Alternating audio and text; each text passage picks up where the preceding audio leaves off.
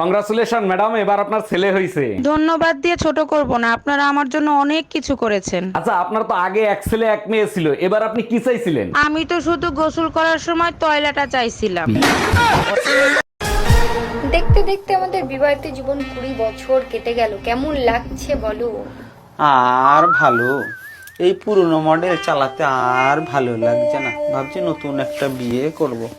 ভাবনা চিন্তা তো তোমার অনেক ভালো।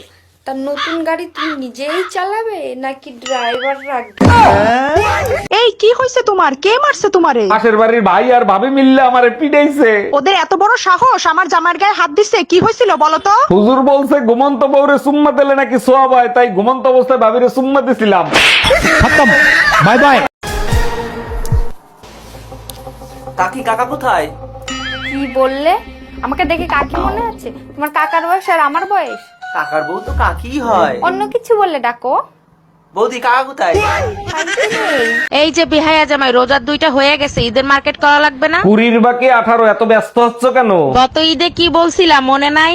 সকালে কি দিয়ে ভাত খাই রাতে বলতে পারি না, কি বলছিলাম গত ঈদে? তোমার বাপ দাদা 14 গোষ্ঠীর কেউ নাকি ঈদের মার্কেট করে নাই। এই কই তুমি, বাজারের ব্যাগ দাও, আর কি কি আনতে হবে লিস্ট করে দাও। আজকে যদি রোজা না থাকতাম ওর চুল আমি ছিঁড়ে ফেলতাম। রোজা থেকে এত রাগ করতেছো কেন? কি হয়েছে আমারে বলো। পাশের বাসার টুম্পা ভাবি ফজরের সময় বলে আমাকে নাকি রোজাদারের মতো লাগে।